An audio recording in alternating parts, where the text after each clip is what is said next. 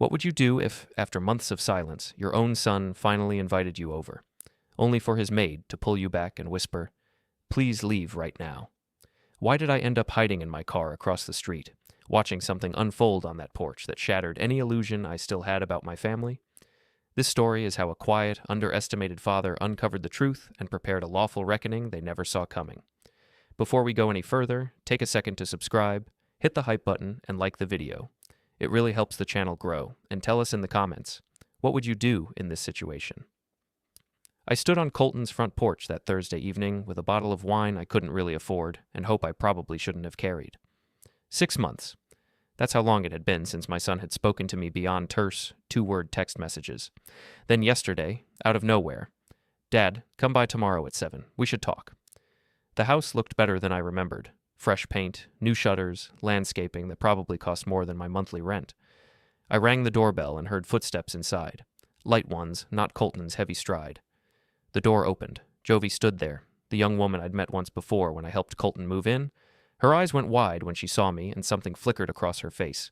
Not surprise. Fear. "Mr. Hale," she said quietly, glancing over her shoulder. "You're early." "Actually, I'm right on time. 7 o'clock. Before I could say more, she stepped onto the porch and pulled the door almost closed behind her. Her hand found my forearm, fingers pressing with urgent gentleness. "Please leave," she whispered, leaning close enough that I could smell the cleaning solution on her clothes. "Right now, please." My stomach dropped. "What's going on?" "Colton invited me." "I know, but you need to go. Trust me." Her eyes held mine for 3 seconds, maybe 4. Then she released my arm, stepped back inside, and shut the door with a soft click.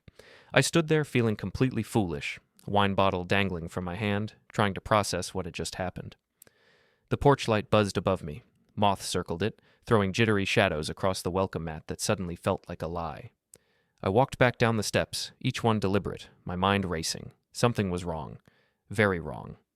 But I couldn't knock again, couldn't demand answers. Jovi's fear had been real.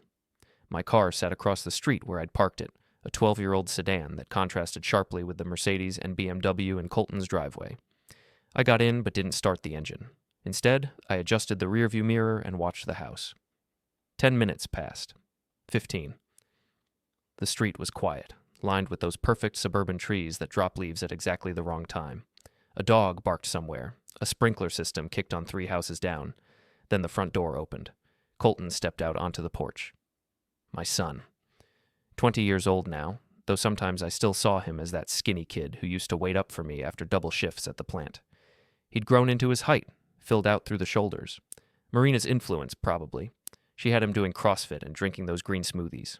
He wasn't alone. Marina followed him out, her blonde hair pulled back in that severe style she favored. Even from across the street, I could read her body language, arms crossed, weight shifted onto one hip, mouth moving rapidly. She was upset about something.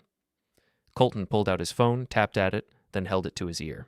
I watched him speak, watched Marina's expression shift from irritation to something more calculating. He nodded at whatever she was saying, then ended the call and made another one immediately. That's when I saw it. The porch light flickered.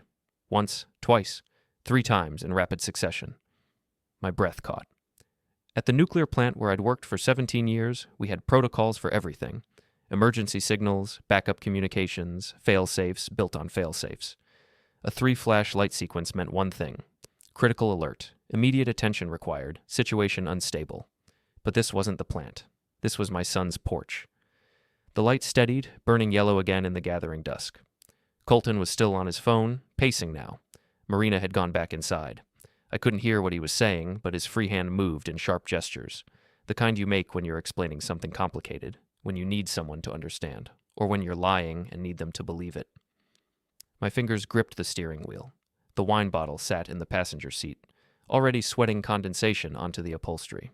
I thought about Jovi's warning, about 6 months of silence, about that invitation that had felt too good to be true. Because it was. I didn't know what was happening yet, didn't know the details or the full scope, but sitting there in that car, watching my only child pace across a porch I'd never been truly welcome on, I understood something fundamental had shifted. The person I'd raised, the boy I'd worked myself to exhaustion for, wasn't just distant anymore. He was on the other side of something, and I was the target. The apartment I lived in wasn't much. 800 square feet in a complex that had been recently renovated, according to the listing, which meant they'd slapped new cabinet handles on everything and called it modern.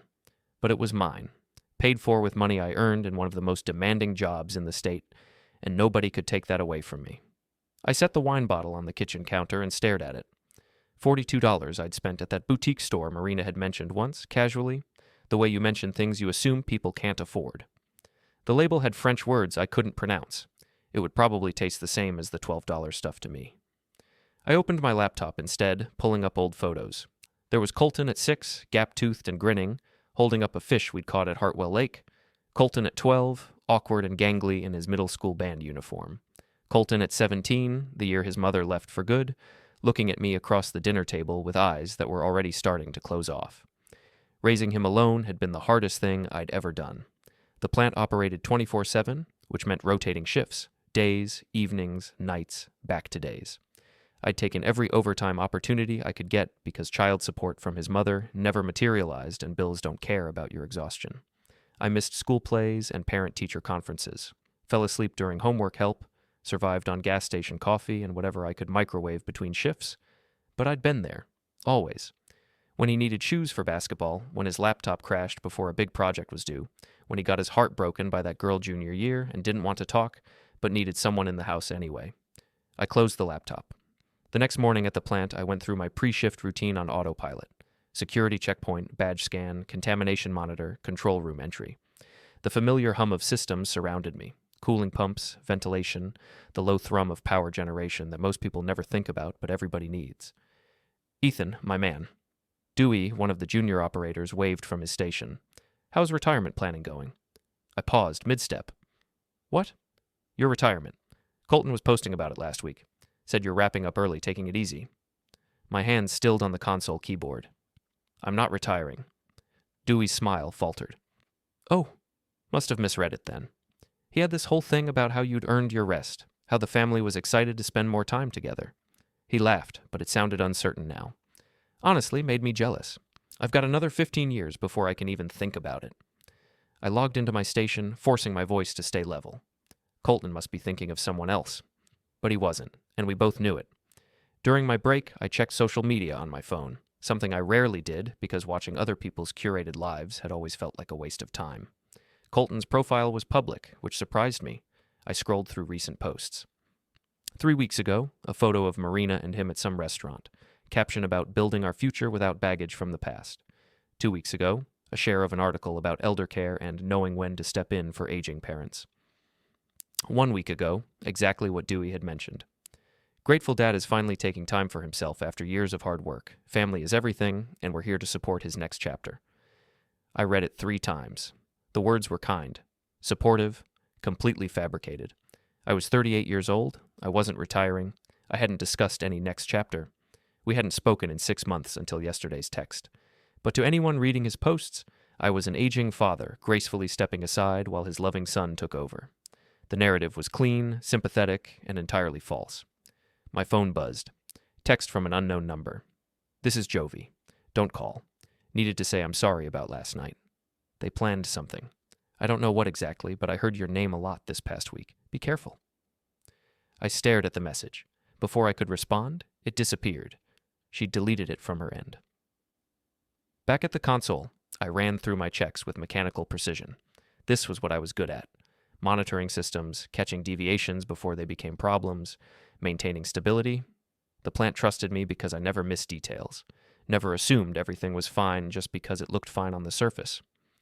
I thought about Colton's posts, about Jovi's warning, about that porch light flickering 3 times. In reactor operations, we had a term, precursor event. Something that doesn't look dangerous by itself but indicates conditions are developing for a real problem. A small pressure fluctuation. An unusual temperature reading. A pump that cycles 1 too many times. You don't ignore precursor events. You investigate them. Hey, Ethan, Carla from HR stopped by during shift change. Got a second? We stepped into the hallway. Carla had been with the plant almost as long as I had, and she didn't waste time on small talk. Someone called last week asking about your benefits package, she said, specifically about your retirement options and what happens to them if you leave early or become incapacitated. The hallway suddenly felt colder. Who called? They said they were calling on your behalf. From a law office. We didn't give them anything, privacy protocols, but we logged the inquiry per procedure. She handed me a printed form. Thought you should know. I looked at the date. 5 days before Colton had texted me. The law office name meant nothing to me. I'd never hired a lawyer in my life. Thanks, Carla. She nodded, but her expression stayed serious. Ethan, if someone's trying to access your information without authorization, that's a problem. Might want to check your other accounts, too. I went home that evening and did exactly that. Bank accounts, credit report, property records. I'd bought a small plot of land years ago, thinking maybe Colton and I could build something there together someday. Everything appeared normal at first glance. But when I dug deeper into the access logs my bank provided online, I found 3 inquiries from the past month I hadn't made. Someone had been checking my account balances, my transaction history, my automatic payments. I sat back in my desk chair and stared at the screen. This wasn't neglect anymore. This wasn't a son growing distant from his old man. This was methodical, planned, coordinated, and I still didn't know why. The coffee shop 3 blocks from my apartment was the kind of place that tried too hard, exposed brick, mismatched furniture, chalkboard menus with aggressively quirky drink names. But it was quiet on weekday afternoons, and when Jovi had finally agreed to meet me, she'd specified somewhere far from Colton's neighborhood. I got there early, chose a corner table with a view of both entrances, and waited. An old habit from the plant. Always know your exits, always position yourself where you can see what's coming. Jovi arrived 10 minutes late, wearing sunglasses despite the overcast sky and a jacket pulled tight even though it wasn't particularly cold. She sat down quickly, purse clutched in her lap. I shouldn't be here, she said. I know. Thank you for coming anyway. She didn't take off the sunglasses. They can't know I talked to you. I need this job, Mr. Hale. I have a daughter and no other family here. I'm not trying to get you in trouble, Jovi. I just need to understand what's happening. She was quiet for a long moment, fingers twisting the strap of her purse. Then, Marina talks when she thinks I'm not listening, like I'm furniture. Last month, she was on the phone with her mother, saying how they needed to handle the situation before you complicated things. What situation?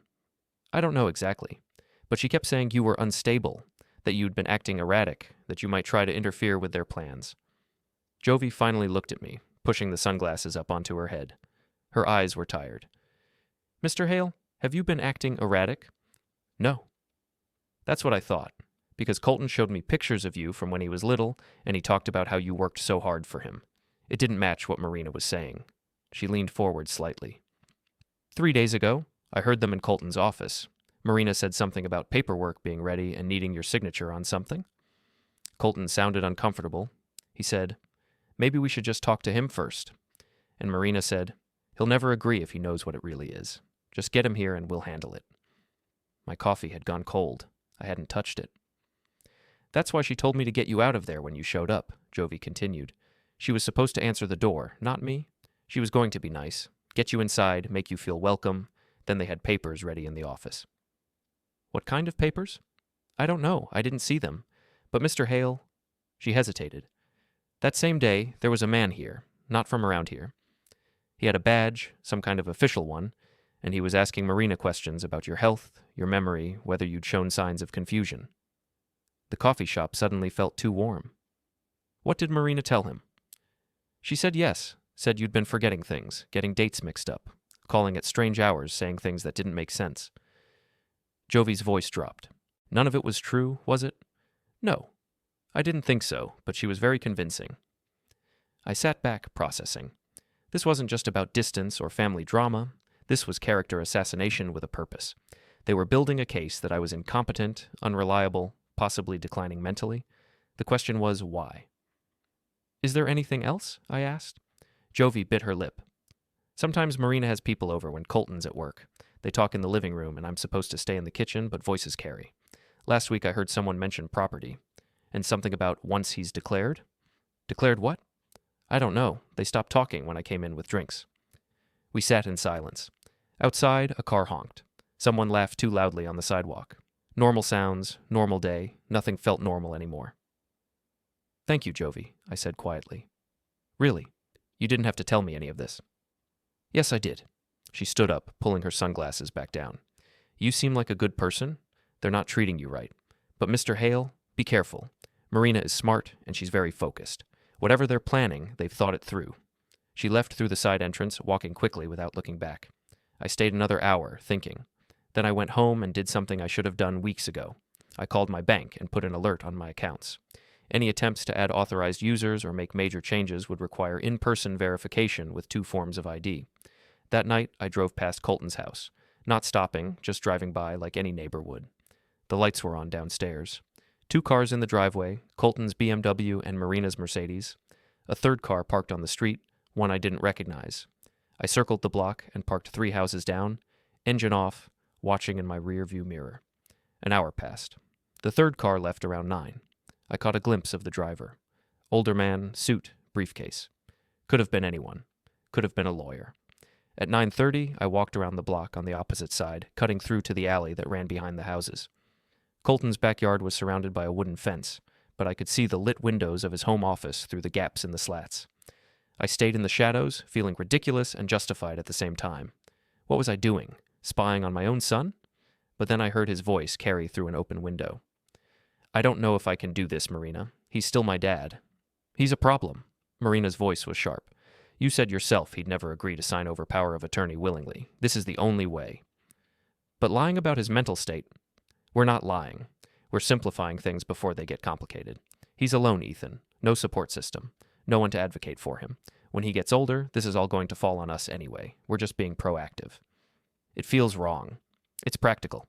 And the land alone is worth $300,000, with property values rising, probably more in a few years. That's our daughter's college fund, Colton. That's our future. I stopped breathing. The land. The 10 acres I'd bought 12 years ago when land was cheap and dreams were bigger. I'd put it in both our names, mine and Colton's, thinking it would be something we'd develop together someday. A father-son project, legacy. He loves that property, Colton said quietly. He never goes there. It just sits. We can actually use it, build equity, create something real. But we need clear ownership, and we need him out of the way legally before he can contest anything. Silence. Then Colton, even quieter. When's the hearing? 3 weeks. The paperwork's filed.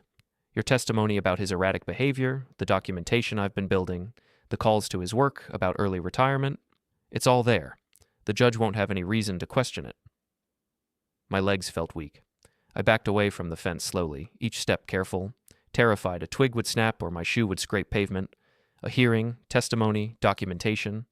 They were trying to have me declared incompetent, legally, officially, and I'd walked right up to that porch with a bottle of wine and hope, feeling completely naive. I made it back to my car and sat there, hands shaking. Not from fear, from rage. Cold, analytical, controlled rage. The kind that doesn't make you stupid, the kind that makes you focused. I drove home, opened my laptop, and started making a list of every detail I could remember, every date, every conversation, every anomaly. In my field, we kept logs obsessively because memory was unreliable and systems needed documentation. This would require the same approach. Clinical, precise, irrefutable. Because Marina was right about one thing. I was alone. No family to back me up, no wife to stand beside me, no network of people who could vouch for my character. But I had something she didn't expect. I had 17 years of exemplary service records at a nuclear facility where one mistake could cost lives. I had shift logs proving exactly where I'd been and when. I had performance reviews and security clearances and psychological evaluations required for anyone working with radioactive materials. And I had a habit of keeping everything. I pulled out an old filing cabinet I kept in the closet, second drawer down, a folder I'd started when Colton was born and updated sporadically over the years. His birth certificate, school records, medical records when he'd broken his arm at 8, receipts for every major expense I'd covered, bank statements showing regular deposits to his college account before he'd turned 18 and emptied it to marry Marina. Everything documented, everything provable. I added a fresh page to the folder, dated it, and wrote down what I'd overheard tonight. Then I started a second folder, this one for evidence collection. At midnight, my phone lit up with a notification. Someone walking past my car had triggered the motion detector on the apartment complex's security camera. I pulled up the app and scrolled back. There, at 11:15. Someone had been standing beside my car, looking in the windows with a flashlight. The image quality wasn't great, but the build was wrong for Colton. Too short. Could have been Marina. Could have been the man in the suit, checking to see if I was home, or checking to see what I had in my car. I screenshotted the footage, added it to the new folder, and sent the original to a secure cloud backup. Then I opened a search engine and typed, "lawyers specializing in elder law and capacity challenges." If they wanted to play legal games, I'd learn the rules, and I'd play better. Leonard Pike's office was on the second floor of a converted house downtown, the kind of place where the stairs creaked and the door still had actual brass hardware instead of electronic locks. His receptionist was out to lunch, so he answered the door himself, a lean man with silver hair and reading glasses hanging from a chain around his neck. "Mr. Hale?" He extended a hand. "Come in." The office was exactly what I'd expected. Walls of law books, a desk covered in organized chaos, diplomas from schools I'd heard of but never imagined attending. I sat in a leather chair that had probably been expensive 30 years ago. "So," Pike said, settling behind his desk, "you mentioned on the phone this was about a potential capacity challenge. Tell me what's happening." I laid it out, methodically. The 6 months of silence, the false social media posts, the inquiries to my work and bank, the overhead conversation about power of attorney and a hearing, the property they wanted to control. I kept my voice level, stated only facts, didn't embellish. Pike took notes on a yellow legal pad, occasionally asking clarifying questions. When I finished, he sat back and tapped his pen against the pad. "How old are you, Mr. Hale?" 38. "And you work at?" "The nuclear power plant, reactor operations, 17 years. His eyebrows rose slightly. "That requires significant clearance." "Yearly psychological evaluations, security reviews, competency testing. I'm scheduled for my annual next month." "Do you have documentation of your employment and evaluations?" "Yes, all of it." "Medical records showing you're in good health?" "Annual physicals are required for my position. I can get those." Pike wrote something on his pad. "Here's the situation, Mr. Hale. If someone wants to challenge your capacity and pursue guardianship or conservatorship, they need to demonstrate to a court that you're unable to manage your own affairs. For someone your age, that's a high bar.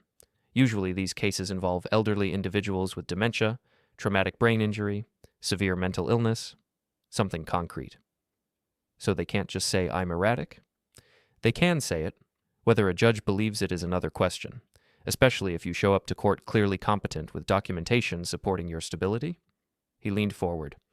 "But here's what concerns me. If they've already filed paperwork, they must have something they think is compelling. Character witnesses, documentation of behavior, medical opinions, something." "They've been fabricating evidence," I said. "The social media posts about retirement I never said, the calls to my employer, telling people I'm confused or unstable." "Can you prove the posts are false?" "My employer can confirm I haven't filed for retirement. My doctor can confirm I haven't been treated for any cognitive issues. My work logs prove I was on site during times they claim I was doing erratic things." Pike smiled faintly. "You think like a lawyer." "I think like someone who works in a field where mistakes have catastrophic consequences. We document everything." "Good, because documentation wins these cases. Not emotion, not relationships, facts and evidence." He flipped to a fresh page.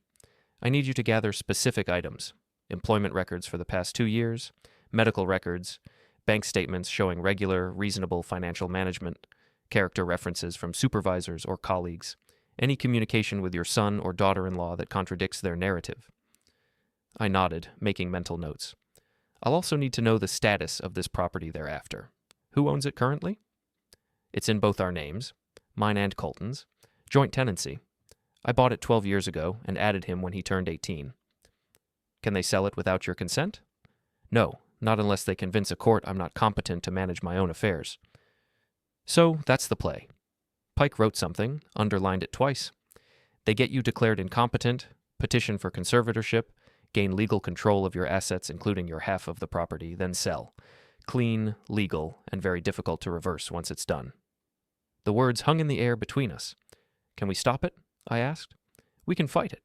And given your age, employment, and lack of actual evidence for incapacity, we should win. But," he paused, "these things can get messy. Family court tends to be sympathetic to concerned relatives, especially if they present well and you're isolated. Your son's wife sounds organized and prepared. We need to be more organized and more prepared." "Tell me what to do." "First, request any court filings that might exist. If they've actually started proceedings, it's public record. I'll have my assistant pull that tomorrow. Second, gather everything I mentioned. Third, and this is important, document your daily life. Show that you're functional, rational, stable. Keep a journal, maintain your work schedule, stay engaged with normal activities, create a paper trail of normalcy. I almost laughed. My whole life was a paper trail of normalcy. Maybe that was the problem.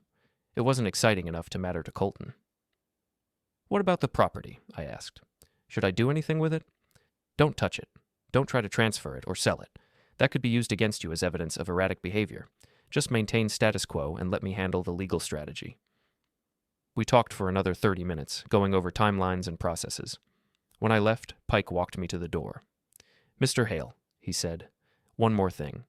If they're this committed to getting control of your assets, they might escalate when they realize you're fighting back. Be careful. Keep records of any contact attempts. Don't meet them alone or in private. Stay visible and stay documented. Understood. I drove to my bank next. The branch manager, a woman named Patricia who'd handled my accounts for years, agreed to print detailed access logs and write a letter confirming I'd never authorized any third-party inquiries about my accounts.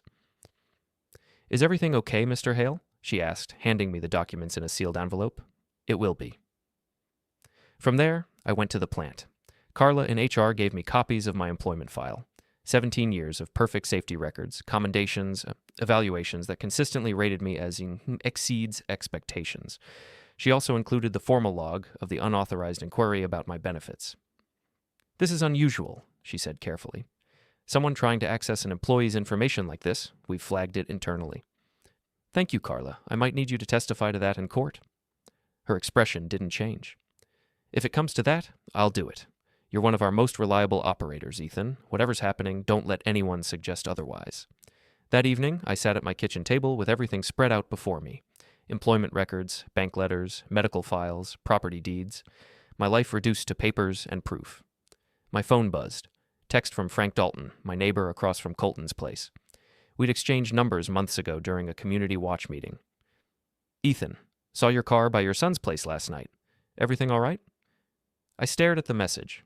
Frank had noticed me parked on his street, which meant others might have too, which meant I called him instead of texting back. Frank, it's Ethan Hale. You got a minute? Sure. What's going on? You mentioned seeing my car last night. What time was that? Around 9:30. I was walking the dog. Didn't mean to be nosy, just noticed because your car's distinctive, that little dent in the back bumper. Did you see anything else? Anyone else around? A pause.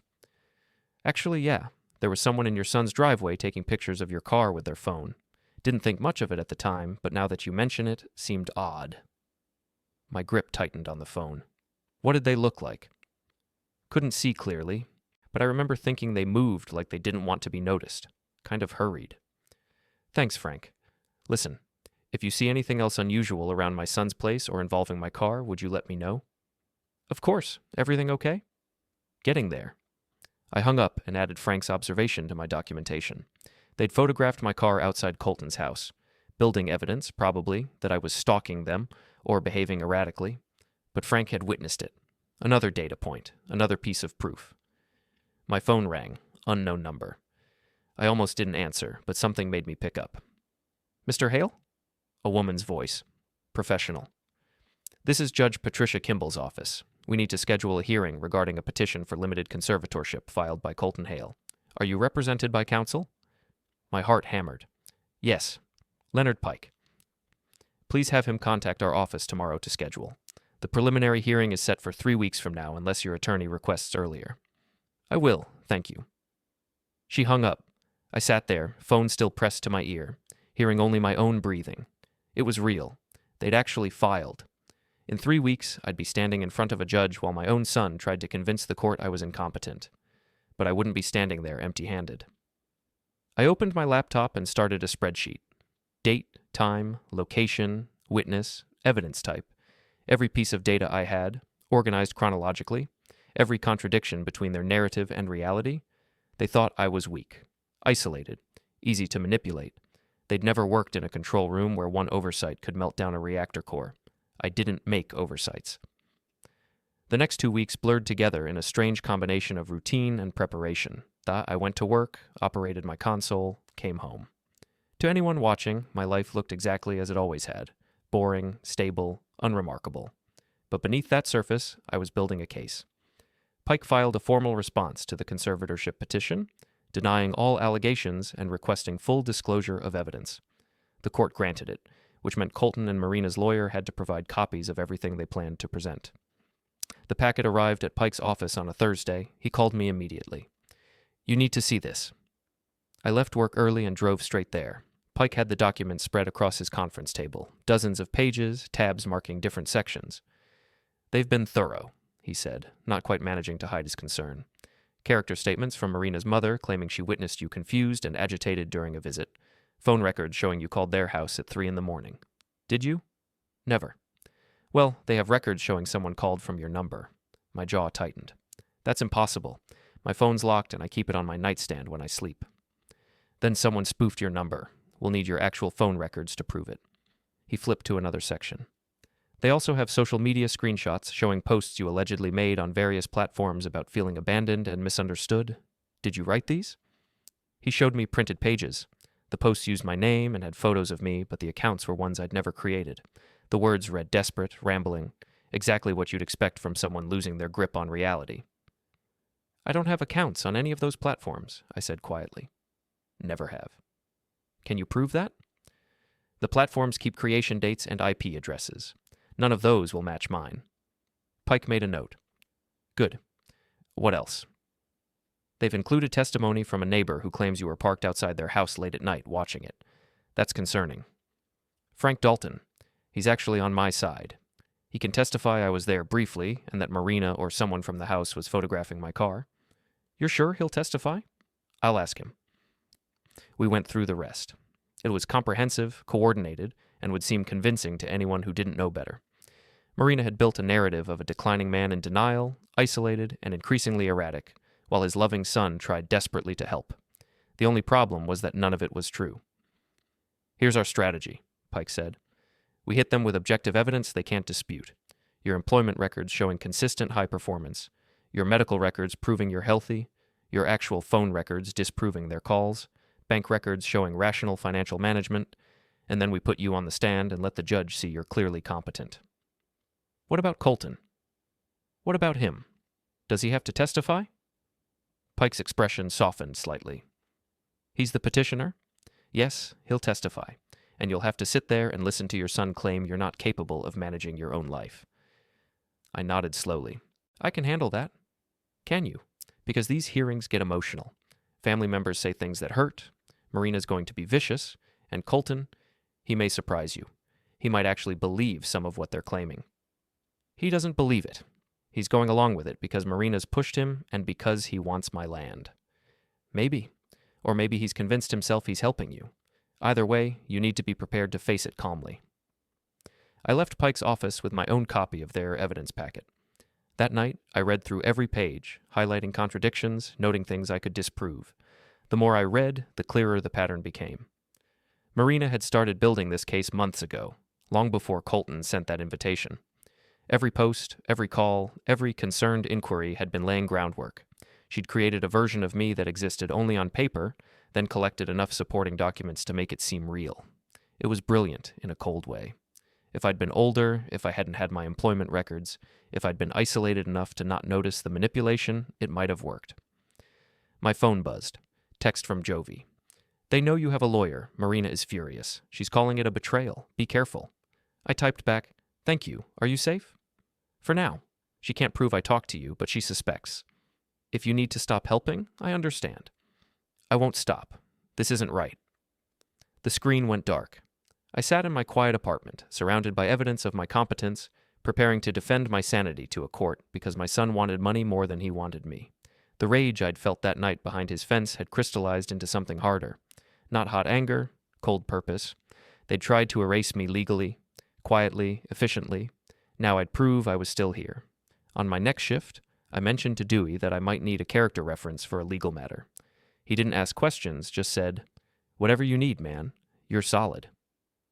Carla in HR said the same thing. So did my supervisor, Tom, a gruff former Navy engineer who'd worked at the plant for 23 years.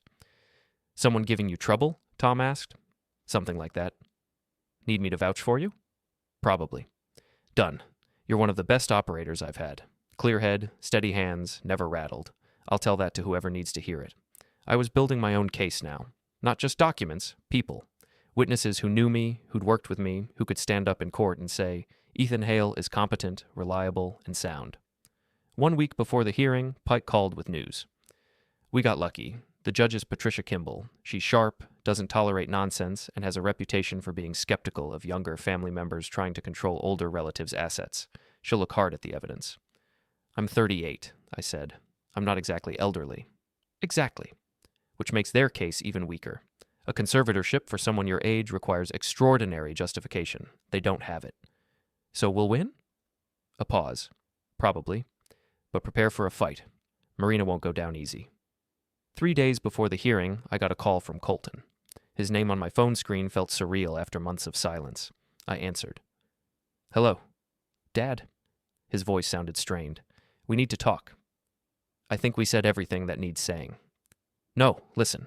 This has gotten out of hand. Marina's pushing this, and I didn't realize how far it would go. Can we meet? Just us? Every instinct screamed trap. Pike's warning echoed. Don't meet them alone or in private. I don't think that's a good idea, Colton. Please, I'm still your son. We can work this out without courts and lawyers. You filed the petition. You're the one who involved courts and lawyers. Silence. Then, I'm trying to make this right. If you want to make it right, withdraw the petition, drop the conservatorship case, return things to how they were before you decided I was too incompetent to manage my own life. It's not that simple. It's exactly that simple. You either believe I'm competent or you don't. Which is it? Another pause. I could hear voices in the background. Marina's, probably, coaching him. I'll see you at the hearing, I said, and hung up. My hands shook. That was my son, my child, the boy I'd raised alone, sacrificed for, worked myself to exhaustion to give a better life, and he'd just tried to manipulate me one more time. That evening, Pike sent a message. Received an offer to settle. They'll drop the petition if you sign over your half of the property to Colton and agree not to contest it. Your thoughts? I typed back immediately. No. That's what I told them. Trial proceeds as scheduled. The night before the hearing, I couldn't sleep. I kept running through everything. Testimony I'd give, questions I might face, the moment I'd have to look at Colton across a courtroom while he tried to take away my autonomy. But I also thought about that porch warning, about Jovi risking her job to tell me the truth, about Frank offering to be a witness, about coworkers rallying without hesitation, about Carla and Tom and Dewey and everyone else who knew the real me. I wasn't as alone as Marina thought, and I wasn't the confused, declining man she'd invented. I was Ethan Hale. I operated nuclear reactors. I kept detailed logs. I didn't miss details. And I was about to make sure everyone in that courtroom knew it. The morning of the hearing, I put on my best suit, bought for a funeral 3 years ago and rarely worn since. I met Pike at the courthouse at 8:30. The halls were already filling with lawyers and families and people whose lives were being sorted out by judges. Ready? Pike asked. Yes. Remember, stay calm, answer questions directly, don't get emotional. I won't. We walked into the courtroom. Colton and Marina sat at the opposite table with their lawyer, a stern woman in an expensive suit. Marina looked polished, professional, sympathetic. Colton looked uncomfortable, his tie slightly crooked, hands folded on the table. He glanced at me once. I held his gaze until he looked away. Judge Kimball entered, and we all stood. She was older than I'd expected, gray hair pulled back severely, reading glasses perched on her nose. She settled at the bench, reviewed her notes, then looked up. This is a preliminary hearing regarding a petition for limited conservatorship filed by Colton Hale concerning his father, Ethan Hale. Let's proceed. It was beginning. Marina's lawyer went first, presenting their case with practiced precision. She walked the judge through every piece of fabricated evidence, the fake social media posts, the alleged late-night phone calls, the character statements claiming I'd been confused and agitated. Your Honor, she said, Mr. Colton Hale brings this petition out of love and concern for his father's well-being. The evidence clearly shows a pattern of declining mental clarity and increasingly erratic behavior. Judge Kimball listened without expression, occasionally making notes. Then Pike stood up. Your Honor, the petitioner has presented a carefully constructed fiction. Mr. Ethan Hale is 38 years old, employed in one of the most demanding technical positions in the state, with an unblemished record spanning 17 years. He undergoes annual psychological evaluations, security clearances, and competency testing required for nuclear reactor operators. He has passed all of these, most recently 3 weeks ago. Pike placed my employment file on the evidence table. Furthermore, we can prove that virtually every piece of evidence presented by the petitioner is either fabricated or deliberately misrepresented. The social media accounts are fake, created using Mr. Hale's photos, but not by Mr. Hale himself. The phone records show calls allegedly made from his number at times when cellular tower data proves his phone was at his home address, not making calls. Marina's lawyer objected. Your Honor, these are serious allegations. That we can substantiate, Pike interrupted smoothly. We have phone records, IP addresses, and testimony from Mr. Hale's employer, bank, and multiple colleagues. Judge Kimball leaned forward. Ms. Reynolds, your client filed this petition claiming Mr. Hale is incapable of managing his affairs. He appears to be sitting right there, looking quite capable. What's your response? Marina's lawyer, Reynolds, recovered quickly. Your Honor, many individuals experiencing cognitive decline can appear normal in formal settings. At 38 years old, Judge Kimball's tone sharpened. Conservatorships for individuals this young require extraordinary justification. I'm not seeing it. If the court would hear testimony from Mr. Colton Hale, I will. Call your first witness. Colton took the stand. He looked miserable, avoiding eye contact with everyone. Marina's lawyer walked him through prepared testimony about my confusion and mood swings. He stumbled over several answers, clearly uncomfortable. Then Pike cross-examined him. Mr. Hale, when was the last time you saw your father in person before filing this petition? Colton hesitated. 6 months ago. 6 months. And in that time, how many phone conversations did you have with him? We texted sometimes. How many actual conversations? Maybe 3 or 4. 3 or 4 conversations in 6 months, and you determined your father was incompetent? Based on what evidence? Marina told me. Marina told you. Did you personally witness any of this alleged erratic behavior? Not directly, but not directly. Did you request medical evaluations, speak with his employer, talk to any of his colleagues? We had documentation that your wife provided. Yes or no, Mr. Hale, did you personally verify any of the claims made in this petition before filing it? Silence. Mr. Hale. No, Colton said quietly. Pike let that sit for a moment. One more question. This property your father owns, the 10 acres currently valued at $300,000, you're listed as joint tenant. If your father were declared incompetent, who would control his share? I suppose whoever was appointed conservator, which you're petitioning to be, to help him, to control an asset worth hundreds of thousands of dollars. No further questions. Colton stepped down, his face red. Marina's expression was ice. The judge called me to the stand. I walked up, took the oath, sat down. Pike took me through my employment history, my daily routine, my financial management. Simple questions, straightforward answers. I kept my voice level, made eye contact with the judge, stayed composed. Mr. Hale, Pike said, do you understand why you're here today? Yes. My son and his wife are trying to have me declared incompetent so they can control my assets. Are you incompetent? No. Do you have any cognitive issues, memory problems, or psychological conditions that would prevent you from managing your own affairs? No. I'm evaluated annually for my position. I passed my most recent evaluation 3 weeks ago with scores above the 90th percentile. Pike showed the judge my evaluation reports. No further questions. Reynolds stood for cross-examination. Mr. Hale, isn't it true that you've been increasingly isolated from your family? My son stopped returning my calls 6 months ago. I didn't choose isolation. And isn't it true that you've been experiencing financial stress? I work at a nuclear power plant. My salary is public record and more than adequate. You called your son's house at 3 a.m. I have cellular records proving my phone was inactive at that time. Someone spoofed my number. We've provided evidence of that. She tried several more approaches. Each time, I had documentation or witness testimony ready. After 15 minutes, she gave up. Judge Kimball called both lawyers to the bench for a sidebar conference. I couldn't hear what they were saying, but Pike looked satisfied and Reynolds looked frustrated. Then the judge spoke. I'm denying the petition for conservatorship. The evidence presented by the petitioner is insufficient and appears to be largely fabricated. Mr. Ethan Hale has demonstrated clear competency through employment records, medical evaluations, and credible testimony. Furthermore, I'm troubled by the apparent financial motivation behind this filing. Marina stood up. Your Honor. Sit down, Ms. Hale. I'm not finished. Judge Kimball's voice cut through the courtroom. I'm also ordering a full investigation into potential fraud regarding the fake social media accounts, spoofed phone calls, and false character statements. If evidence of identity theft or fraud is found, I will refer this matter to the district attorney." Reynolds tried to object, but the judge overruled her. "Mr. Ethan Hale retains full legal capacity and control of all his assets. This case is closed." The gavel came down. Pike shook my hand. "Well done." Across the courtroom, Marina was hissing something at Colton. He looked broken, staring at his hands. The week after the hearing, I started receiving calls. First from the district attorney's office. They wanted to interview me about the fake social media accounts and spoofed phone records. I gave them everything I had, then from Tom at the plant. "Ethan, we'd like to do a press release about the situation. Show that we stand behind our employees when they're targeted by fraud. Would you be comfortable with that?" What would the release say? That one of our senior operators was the victim of an attempted conservatorship scam involving identity theft and false documentation, that the case was thrown out and we're supporting the criminal investigation. "Do it," I said.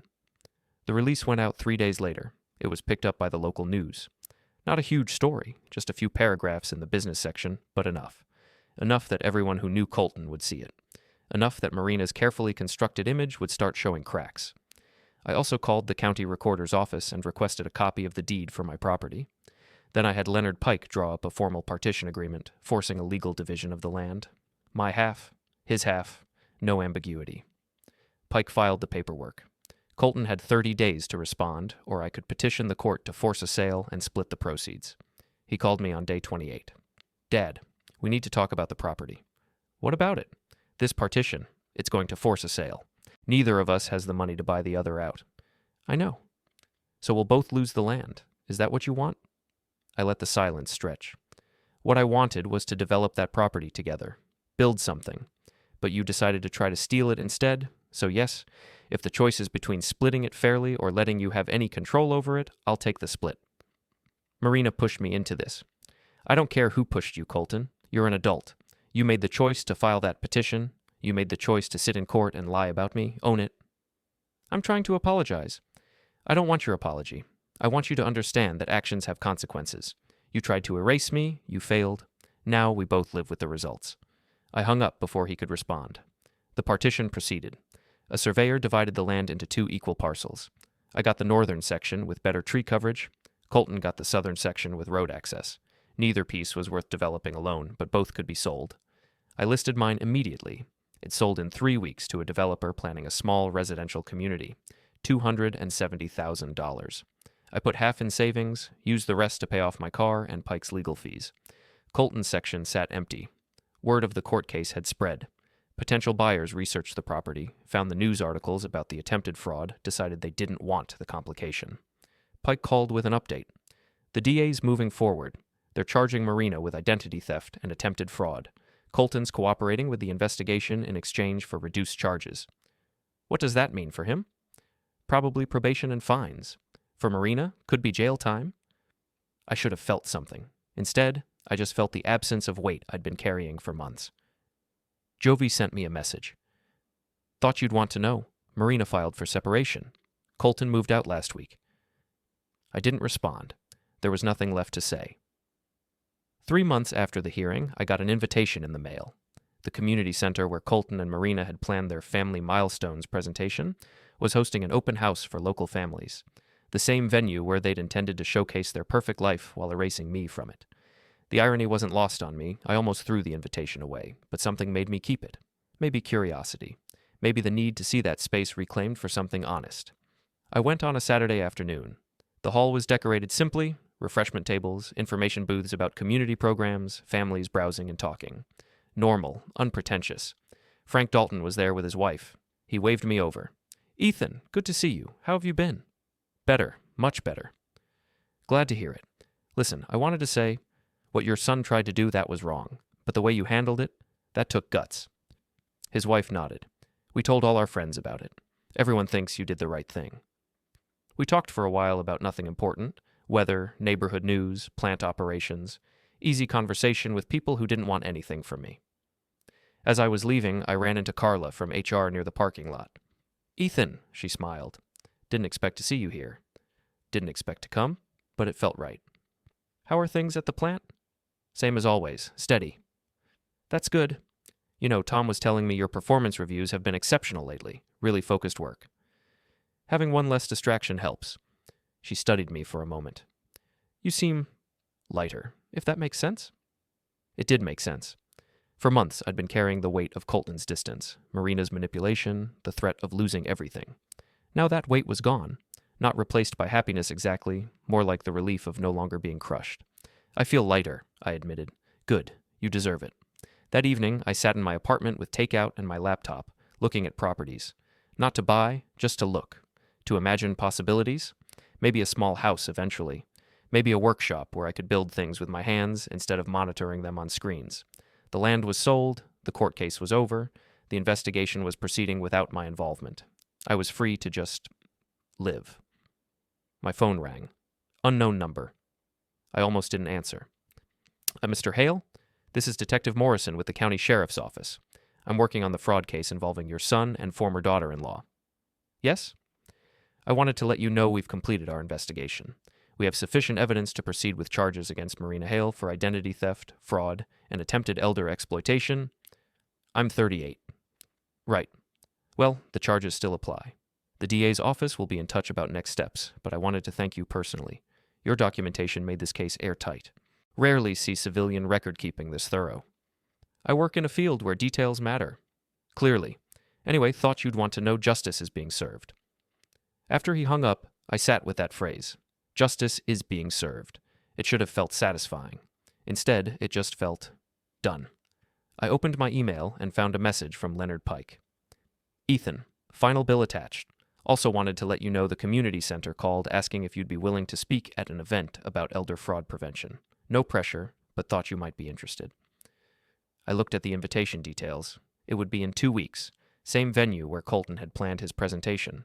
I replied, I'll do it. The next 2 weeks passed quickly. Work, home, preparation for the talk. Pike helped me organize my thoughts into something coherent.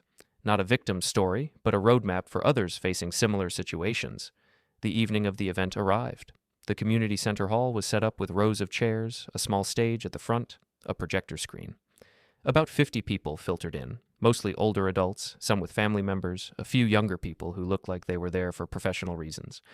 I stood backstage, notes in hand, feeling the same focused calm I felt before critical operations at the plant. This was just another system to manage, another process to execute correctly. The community center director introduced me. Tonight we have Ethan Hale, who successfully defended himself against an attempted conservatorship fraud earlier this year. He's here to share what he learned and how others can protect themselves. I walked onto the stage. The lights were bright. I couldn't see individual faces, just shapes and seats. My name is Ethan Hale, I began. I'm 38 years old. I operate nuclear reactors for a living. And 6 months ago, my own son tried to have me declared legally incompetent so he could steal my property. The room was completely silent. I walked them through it. Not the emotional parts, the tactical ones. How to document your competency. How to recognize warning signs of financial manipulation. How to build a legal defense before you need it. What resources exist for people facing similar situations. The key, I said, is understanding that emotion won't win these cases. Evidence wins, facts win, documentation wins, keep records of everything. Know your rights, don't assume family means safety.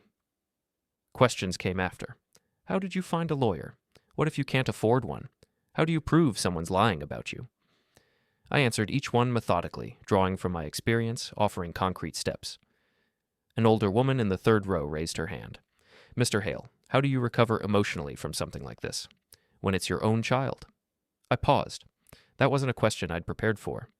Honestly, I'm still figuring that out. But I know this. Protecting yourself isn't betraying family. It's refusing to be betrayed by them. There's a difference? She nodded slowly. After the talk, several people came up to thank me, to share their own stories, to ask follow-up questions. Frank Dalton was there, along with Carla and Tom from the plant. Proud of you, Ethan, Tom said quietly. That took courage. As the crowd dispersed, the community center director approached me. Mr. Hale, that was excellent. Would you be willing to do this again? We have other venues interested, other communities that could benefit. I considered it. This could be something, not a career, but a purpose, using what I'd learned to help others avoid the same trap. Let me think about it, I said. Of course, here's my card. Call anytime. I drove home that night feeling something I hadn't felt in months. Not happiness, not yet, but satisfaction. The sense that I'd taken something ugly and turned it into something useful. My apartment felt different when I walked in. Same furniture, same layout, but lighter somehow, like the shadows had receded. I opened my laptop and started writing. Not notes for another talk, just thoughts. Reflections on the past year. What I'd learned about trust and documentation and the difference between family and loyalty. An email notification popped up. Leonard Pike. Heard your talk went well. Proud of you. Also, final update on the case. Marina pleaded guilty to avoid trial. 3 years probation, restitution, community service. Colton got 6 months probation. It's over. Over. I closed the laptop and sat in the quiet of my apartment. Outside, cars passed on the street. Someone's television played faintly through the walls. Normal sounds, normal life. For the first time in a year, I could imagine a future that wasn't defined by what I'd lost. Maybe that was enough. 6 weeks after my talk at the community center, I got a call from an unexpected source. A producer from a regional news program wanted to do a story about conservatorship fraud. They'd heard about my case and wanted to interview me. It would be a 15-minute segment, the producer explained. We'd talk about your experience, show how you defended yourself, provide resources for viewers. It would air during our prime evening slot. How many people watch your program? About 200,000 in the metro area. 200,000, including everyone who knew Colton, including everyone who'd seen Marina's carefully crafted social media presence, including everyone who thought I was the declining father gracefully stepping aside. I'll do it, I said. The interview was scheduled for the following week.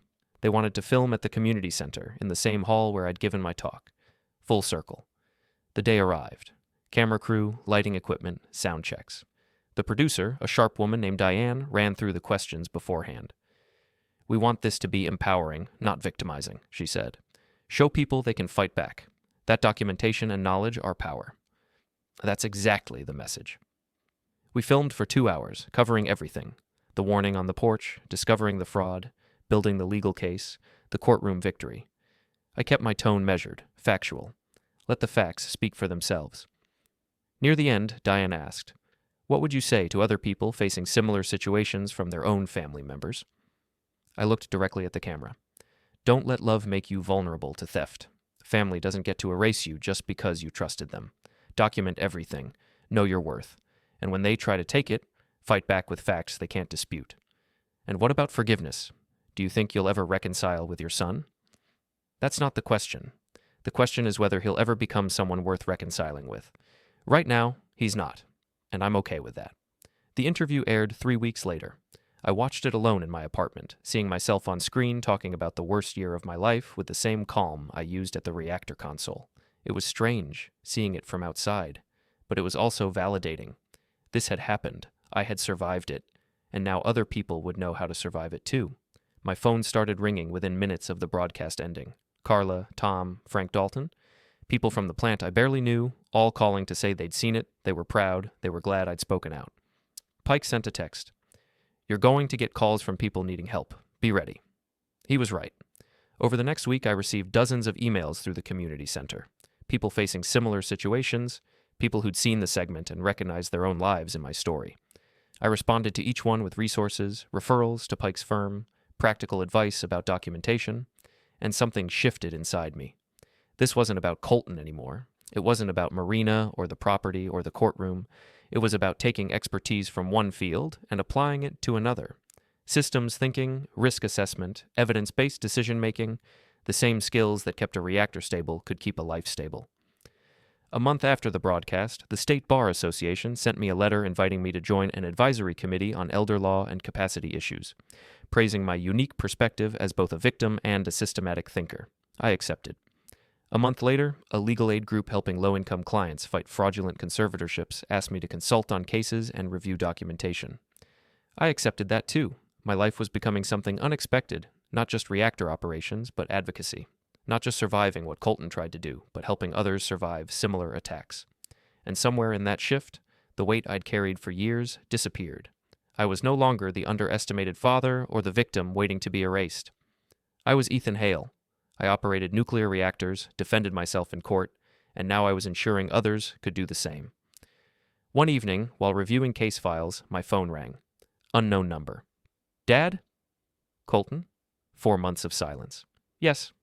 I saw the news and the articles about your work. You're doing something important. I said nothing. I just wanted you to know that, and to say, I'm sorry, for all of it. The words hung in the air. Part of me wanted to pretend we could rebuild, but that wasn't true.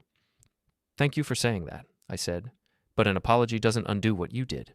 You made your choice, and I'm making mine, to help the people you tried to harm. I know. I just needed you to hear it. I heard it. Goodbye, Colton. I hung up, and for the first time since everything began, I felt completely at peace. Not because he apologized, but because I'd taken what was meant to break me and turned it into something that protected others. That was victory.